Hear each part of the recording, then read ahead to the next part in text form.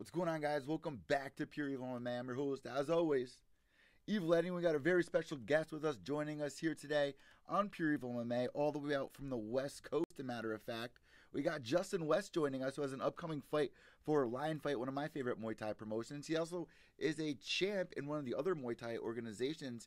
But first off, man, tomorrow's Thanksgiving. There's craziness going on out on the West Coast. How are things going out there? Oh man, yeah, it's crazy. It's like everyone's on their last minute shopping, traffic everywhere. So, the normal holiday stuff. Yeah, you know what? I was looking at hold on, let me shut my phone's going crazy. I was looking at some of the posts from LA, and the traffic out there is absolutely crazy. I can't believe it.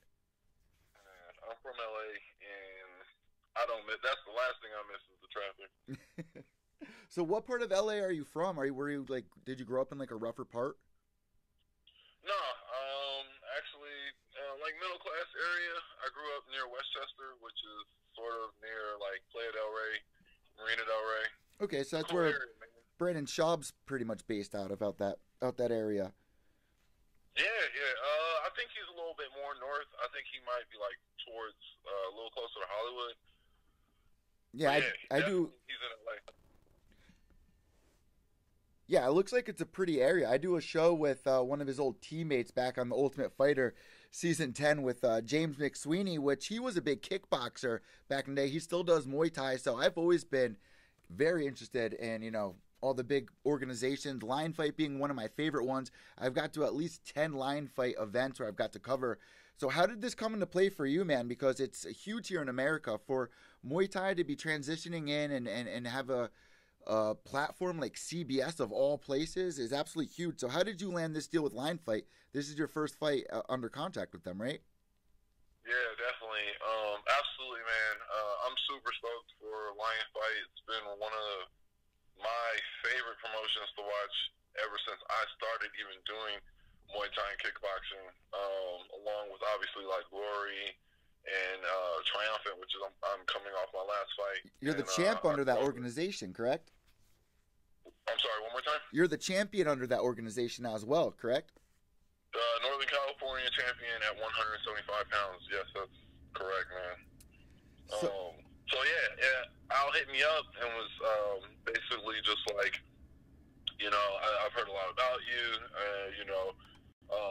Lion Fight wants to see like what your talent can bring to the show, and obviously that's an opportunity that I can't pass on. It's just something like I've been watching Lion Fight forever, so it's just like first and foremost a fan, right? And then as a fighter, it's just like put two and two together. It was an easy decision. Well, I mean, they've had huge names over there, Jarena Bars being one of them. There's a lot of great up-and-comers as well. You got Steve Walker out there in that area who trains for Hard Knocks as well. And obviously, man, it's, like I said, on CBS now, which is a huge platform. Is this upcoming event on the East Coast, or is it out in your area? I believe the last one was in LA, and I think the one that they're going to do again in January, they're going back to LA, if I'm not mistaken. But, I mean, wherever it is, that's where I'm going to be. So East Coast, West Coast, wherever they want me, I'm going to be there for sure. So one thing before we talk any more about fighting, I like to get to know the fighters a little bit more outside of fighting and stuff. And it seems like you're into, pretty much the typical LA stuff with, music, even skateboarding on here. Is that your actual brother? Is that your friend that on your Instagram that I'm peeping? Yeah, actually, I grew up with that kid. We grew up on the street called Kitty Hawk. Michael Stevenson. Shout out to Michael Stevens. That's my boy, man. And just being a SoCal boy. I mean, the beach is where it's at. You go to Venice, you go to Santa Monica, Manhattan Beach. I mean, you grab your board, whether it's a skateboard or a surfboard, and you hit the water or you hit the concrete. And so that's always been a part of my life growing up, along with other sports. I played basketball when I was younger. But skateboarding has always been like the thing, man. I'm total SoCal kid, man. Especially out in LA, man, I feel like there's a lot of people out there that have that workhorse mentality where they find their hobby, they find something that they're really passionate about, and they really try to live out that dream. That's something I really always thought about LA and something I was always interested in seeing. So, how many of your friends are, respecting you? Because that's a huge issue I'm going through right now. It's like we're at the age, we're a little bit older, we're trying to chase our dreams. It's within arm's reach. It's right there in front of us. It's at the tip of our fingers. But sometimes there's people out there like, are you thinking about your safety net? Bro, you need to get a real job, this and that. Are your friends supportive of you, or are you feeling that fade a little bit now towards the later years of your life, even though you are a champion? I mean, it's so crazy. There's people that tell Conor McGregor that he should retire, and the guy's accomplished so much, so take it with a grain of salt. I think all in all, like, it's true. Like, I mean, just coming out of LA, I think LA gets a bit of a bad rap. Just everyone thinks like, oh, you're from Hollywood, this and that, like it's glamour town, and it does have that aspect, just like any other town, but also it's got some grit to it, man. Like you said, when someone finds something that they really are passionate about, they just put everything into it, and that's kind of how like me and all my friends were, man, growing up. Just like once you find something that you love to do, you just give it all, because it's not even worth it if there's like no passion behind it. And for my friend Mike, that's what he's done, and he's gotten to that next level. And the same thing when I found fighting, it was just the same thing, man. My heart was all in. Yeah. So literally, man, what are you, like 6'4", 6'5"? Obviously, you said you were playing basketball back in the day. Why did you stick with that? Like, how did you find fighting? That's a good question. Long story short, I was actually introduced to boxing through a college friend. His name's Andre Helms, and this was like junior, senior year in college. I was just bored of just going to class and reading books all day. At that time, I wasn't playing basketball anymore, and picked up some gloves. And it was like probably one of the best things that ever happened to me, man. And that sort of just transitioned over to Muay Thai. I found a gym. One day I walked in, the gym was called Dekwat out in Oakland, California, and walk in one day, don't know anything about Muay Thai. I talked to the head trainer there, Linda, and she goes, what is your background? And, I know a little bit about boxing, never thrown a kick in my life. She goes, well, this is Muay Thai. You get to throw elbows and knees along with kicks, and that was it. It was like, where do I sign up? And it's just been a roller coaster from there. So what did you know about combat sports back in the day? Because you're close to my age. Back in the day, for me, I was watching boxing. All I knew was Mike Tyson or the WWF. And then, I stumbled on the UFC as a kid at Blockbuster and stuff and watched it in high school. But when did you first get into combat sports? And was it boxing like it was for a lot of people out there? Yeah, mostly boxing. I mean, like, if, you and me are the same age. I mean, MMA in and of itself has grown surmountably since it started. I mean, it wasn't even a thing. UFC and all these other promotions that branched off from there. I mean, if you think about like the mid-90s, like not even, a speck of dust compared to what they are now. So yeah, definitely boxing is what put me on. And then when I started at the kickboxing gym, I just, one of my trainers, his name is Coach Chanyawat, he was actually fighting online fight at the time. And that's when I got a real life experience when just going to watch him. It just made me fall even more in love with it. And that's when I started watching taller fighters, because I didn't think it was really like a tall sport. Like Artem Levin, like Joe Schilling, Strupen. Like these guys just really put me on to like, oh, I can really do this. And it's not like a joke, like there's tall guys out here who are fighting and they love it just as much as I do. And so, yeah. So where did you get the height from? Because I'm looking at your Instagram as well, and it says, a picture of you and your mom. It says complete polar opposites. And, it might be for personality and such, but you're definitely, towering over her. So do you get that from your father's side or no? It just kind of randomly spurted up? Oh, yeah. Like, my pops is a baller. He played in the NBA for a long time. Wow. Like, about 10 years. Your father played in the NBA? Yeah. Wow. My dad played on the Phoenix Suns. So you must have had a really interesting childhood. Tell us a little bit about that. I mean, what was the lifestyle growing up? Did he kind of keep it separate from you? Or did you kind of become obsessed with it and realize, you got to have a passion for it, son, and work hard to get there? Because that's obviously in your DNA, clearly. Yeah, definitely. I mean, I grew up with it, obviously. Always loved basketball, still love basketball to this day. Definitely one of my favorite sports to watch. Lakers all day, go Lakers. But I think for me, it was just like having a sport that I could just focus on myself, and not necessarily in a team sort of environment was really my draw. I mean, when you get in the ring, it's just one-on-one. I don't have to depend on anybody else to help. It's self. You're depending entirely on you to make or break. Like everything that you work for is going to show, and that's it. It's just you and some other guy. Yeah. So, I think that's the one thing I love most about combat sports is the self-reliance. How bad do I want it? It's like, how bad is it in you to go and get it and not having to rely on anyone else? I mean, the one thing about being on a team, it's like those long trips back home on the bus when that one guy messes up and you just motherfuck him the entire night. And then, it feels bad when it's you because sometimes it does happen on you. But in this game, you're right. It's only you that you can rely on. It's only you that you can blame. It's only you that you can praise. Obviously, you have the team and stuff, but when you're in the ring, they can only scream and yell or tell you, remind you of things. It's really all in your hands. But definitely change the dynamics of everything. You got nobody to point the finger at except for yourself, and so all the pressure is on you, and like that's something I really like.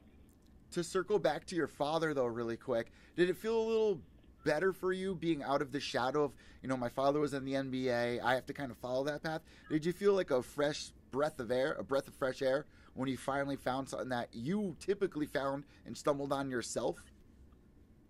Yeah, I think more growing up, more so, just because not only was I pushing myself in that direction, a lot of other people, they see you're 6'6", you should. People still ask me to this, like, what do you do? And I'm like, I'm a kickboxer. They have a confused look on their face. So as far as back to your question though, like growing up in the shadow, no, I think when I came into my own, or just as an adult, I figured once I found what I love to do, it was no longer that pressure to have to play any or have to do anything that I didn't want to do. And so talking to my parents, talking to my dad specifically, who also loves combat sports, he's a huge boxing fan. He loved it. And so I think that took a lot of the pressure away when I was ready to fully commit to doing this. And speaking about family and support systems and also tying in the whole selfishness of it all, because it really is only you in the ring, like you just recently mentioned, it seems like your girlfriend is a big part of your life. Is it your girlfriend, your fiance, or your wife? My girlfriend. Okay, so it seems like she's a huge part of your life. Is it kind of weird for her? Does she understand the whole mentality and what goes into being a fighter? Or could it be difficult sometimes? Because even if there's two fighters that are dating, that could be difficult, especially during weight cutting or whatnot. But does she understand the full aspect of what you do? Oh, yeah, she's the best, man. She's super awesome. I think the first time she went through the camp with me, just like my schedule, how crazy my schedule was, it maybe put a little pressure on her to be like, damn, is this really what I want to, situation I want to be in? But she's been totally supportive throughout. She doesn't fight at all, so yeah, there's definitely a learning curve with everything, including dating someone who's fighting. And then I think after she saw the first time she saw my fight, I think that kind of like helped her settle in, because she understood everything that I needed to do to prepare for what it means to go in the ring and like have someone try to knock you out and you're trying to knock the other person out, so yeah. Well, because like right now in my life, I recently just got out of a relationship and I've been talking to a lot of fighters about it. One thing that sets everybody back sometimes can be distractions. So it's always good to have, your partner understand fully. And, when you're going through the weight cutting process, especially like your mind's in a certain place, you're you're running low on food and energy and all that. Sometimes, it could be a little bit of a distraction or cause some issues for a lot of people out there. But it seems like you guys have a great relationship. And honestly, I'm looking at like the Halloween photos and stuff. What's this all about? Your cat in the hat? What is she, Selena? Yeah, she's Selena. Yeah,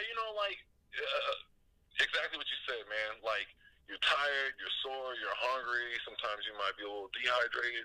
And those are all things that just come as part of the package.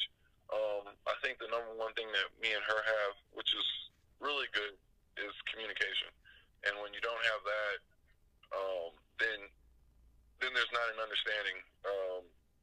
So everything, I'm constantly, we're always communicating about what's going on and how I feel and how she feels, and that helps us get through the process, man, for sure. Let me get a hot take really quick on some of the recent news before we end this interview and talk about your fight really quick. So Rachel Ostovich, obviously, big news came out this week that her husband pretty much attempted to murder her this week. Do you think he should receive the maximum amount of punishment? Who is this again? So Rachel Ostovich, she's a UFC fighter. Her husband attacked her, attempted to murder her for cheating on him. Obviously, like I talked about it, I can understand like the rage, but you never put your hands on a girl. And like they're saying 25 years to life. Do you think that's a fair sentence for something like that? Oh shit, man. I'll just start with this. Like, if there's ever like violence involved in a relationship, it just doesn't sound like those people need to be together. I don't think I totally agree with you, man. Like, nobody should put their hands on each other. It's weird because go ahead. I'm sorry, man. It's so weird because you would think like people that train mixed martial arts would have a better grip and understanding of why you should not be, physical with somebody. Absolutely. That is probably one of the best things that has come from martial arts training is the discipline, the respect, the honor. Obviously, if you feel like your life is in danger, then you just need to do what you have to do. But if you're just attacking someone, just to be attacking them, I don't even know where to go with that. It's mind blowing, isn't it? It's like hard to like. How could you do that? It's absolutely crazy.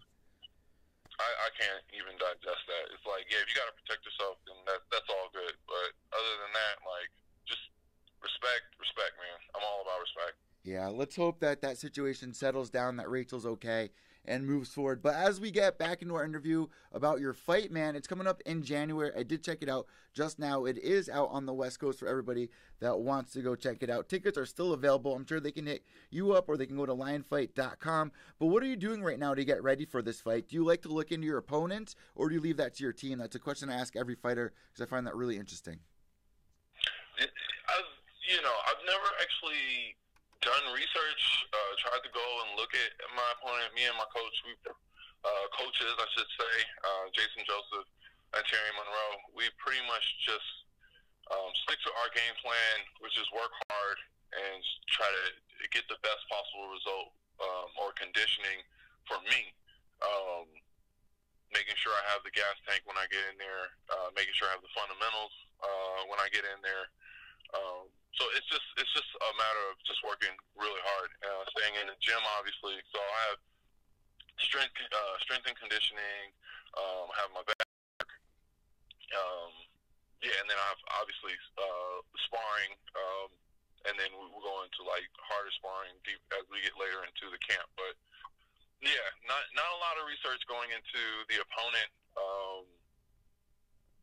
Sometimes I like to know their name. Maybe I'll take a look at their record, but I won't try to watch their fights. I think sometimes that can like get you really stuck in on what you see in the footage, as opposed to the things that they may be learning to change in order to adapt to you as a fighter too. So they could change. Their fight with you may not be the same as their fight with someone else, and yours may not be the same as your last fight. So it's like you have to be able to adapt. And I think looking at footage kind of takes that away. Yeah, that's why I always ask that, because like for me personally, I wouldn't want to know who I'm fighting. I mean, obviously, if it's somebody like Joe Schilling or something, yeah, definitely, I want to know who the person is at least. You know what I mean? So, yeah, obviously, you're gonna look a little bit under the sheets, but not fully. Because, like you said, like you can look back at footage from 3 years ago, it could be a completely different fighter that they are today.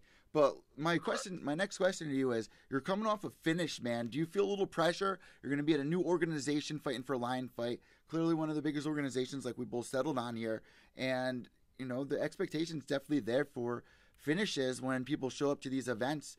Do you feel that pressure, or do you kind of just let it ride? No. You know, that's like what I was talking about in terms of communication. Again, that applies to in the gym as well. So something my trainer, my coach Jason, always tells me is don't be looking for the finish, right? Because it may not come. Like if it comes, that's great, but don't look for it. What we want to do, get through the rounds. Again, apply what we've been training. Stick to the fundamentals. Stay strong, mentally and physically. And those are what we really focus on. We don't really try to go for the finish. If it's there, if the opportunity is there, obviously, just like any opportunity, you take it. But yeah, don't headhunt. None of that. So before we let you go, I want to ask you, man, what's Dogtown Gym? How long have you been with them? MTM family as well. How long have you been with these gyms? So I train under the flag MTM at Dogtown Athletics, which is it's a great facility. It's a great gym. And me and I've been with Coach Jay or Jason, which is and he's Muay Thai minded. So that's MTM family. We've been together, I want to say 4 years now is when I started with Jason. And that's it, man. We're going. I'm with him till the wheels fall off. So, yeah. Last but not least, we want to wish you best of skill for your upcoming fight. And I got to ask you, does it take a little pressure off knowing you don't have to travel much? Like it's in LA. You get to kind of chill and relax. You don't have to travel that far, especially dealing with the weight cut. You don't have to get on a plane. So that could throw you off, the time difference and all that. Is it feel good that it's out there? Yeah, I mean, I get to go back home, which I'm really happy about. I'm up north, so it's still like 6-hour drive, but it's not the same as flying to the East Coast. That's for sure. Yeah. Being stuck in a tube. It does take a little bit of relief off because my family and friends are there. Win or lose, everyone's happy. Oh, and obviously your Instagram, it seems like music is a huge inspiration for you. What's on your current playlist right now? What's an artist that you've been listening to lately to kind of get you pumped up and in the mood? Man, I'm a hip-hop head all the way through and through. Jadakiss, some old stuff. I got some new stuff. Trying to think. Stargazing. I forgot the name of the artist. I got some DMX in there. Drake, a little bit of Drake. Just, Hey, back in the day, did you end up rapping or being in a band or something like that? As I was looking at your Instagram, there was a throwback CD. Is that you rapping, or is that one of your friends? Flowback CD. I gotta go check that out. My career in rapping ended in like 9th grade. No, yeah, I saw this CD that was posted. Here it is, right here. C-San, The Chris. Birth. Yes, my boy Chris. C-San, that's my boy. Yeah. Him too. He's from LA. I don't know if he's still rapping, but I think he's very much involved in that industry. I can't wait to catch up with him when I go down there as well. Shout out to Chris. Yeah, I saw the MySpace tags on there, so I was like, yeah, that's definitely a throwback track right there. MySpace tags. Yeah. He's like, we all had something, and we just ran with it, and that was his thing, man, music. Really interesting interview. I want to thank you so much for joining us, guys. The fight goes down in just a couple of weeks here in January. So I want to thank you so much. I want to wish you best of skill moving forward. Last but not least, if you have any sponsors, shout outs, anything at all that I missed, the floor is now all yours. Oh, definitely. AK-47, that's my fight gear sponsor. Definitely shout out to them, to those guys. right here up in the Bay Area. Again, that's AK-47 MMA. Check them out. Go buy some gear if you need some really good shit. That's pretty much it. And obviously MCM family, baby, all day. And really quick, shout out to Iron Shin Muay Thai for linking us up with this interview. Shout out to Al Rodriguez, who helped link us up here. So thank you so much, man. Best of skill, and we're looking forward for your upcoming fight. We'll all be watching. Thank you, brother. Have a great night. You too, brother. Thank you, man. There you guys go. The man, the myth, the legend. We got Justin West just joining us here. Shout out to Iron Chin. They've done a really good job helping us link up with a lot of Muay Thai fighters here, which is one of my favorite things. Like, some people, they love MMA and boxing. They love MMA and judo. They love MMA and kickboxing. They love MMA and jiu-jitsu. I love mixed martial arts and Muay Thai. That's my thing. I mean, I honestly might like Muay Thai more than I even like MMA when it comes down to the nitty-gritty. I mean, I would love for there be a Muay Thai promotion like the UFC where it's pretty much almost a household name. Like, my mom knows a whole bunch of fighters now. My family knows. My bankers know. My ice cream man knows. You know what I mean? Like, they know who Conor McGregor is. People know who Brock Lesnar is. Some people know who, GSP is, and the list goes on. Not really, but it's actually a pretty short list. I would love for that to happen in Muay Thai, and it seems like Lion Fight is making that happen finally. They started off on Access TV. Great. I could not watch Access TV here at Pure Evil MMA. Hey, the Return of the Living Dead on next. I'm down on that. Oh, and shout out to, there's a combat channel. I got a Roku TV, and there is a combat channel. I think it's called Combat Go. Where did I put the remote? Is it in my pocket? Why would I put my TV remote in my pocket? It is. What? This is what happens when you smoke weed when you're getting ready for an interview or like shuffling around. Shit just ends up in weird places, man. My TV remote in my pocket. Let me really quick just give a shout out to these guys because they gave me a shout out on Twitter today. I thought that was pretty badass. So it is, I think it's Combat Go.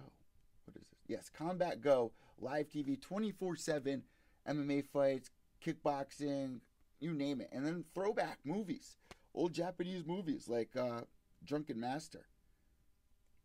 There's some good ones on there. But yeah, man, as far as Lion Fight goes, I would love for them to keep moving forward, starting off on Access TV, and then going to Flow Combat. I was like, oh, that's really, I love Flow Combat. They retweet a bunch of my work. I'm tight with a lot of their top guys over there. But you can't compare them to Access TV, and you cannot compare them especially to a grandfather TV station and broadcasting network like CBS. Everyone in America can watch CBS. That is a huge step forward for Lion Fight. So shout out to Scott Zier, Scott Kent over there at Lion Fight. Those are my people over there. They do an amazing job setting up these fights. I cannot wait to see this go through. Guys, down below, I did a weekly recap show, if you want to check out some of the latest news, where I spoke about Rachel Ostovich. I actually recently just had Chaz Skelly on the show as well, who fought for UFC Denver, the 25-year anniversary card, and there was an awful call by the referee. He breaks it down. He tells us exactly what was happening when there was a break in action. Him and Benson Henderson were talking, him and Paul Felder were talking, and the ref, and Chaz Skelly's quote at the end of the interview, the ref needed to check his pride at the door. Really interesting interview. Check that out down below, guys. Thank you so much for tuning in here on Pure Evil MMA. Subscribe down below. You can follow me on iTunes, Podbean, Stitcher, Podomatic. 2,000 downloads this month.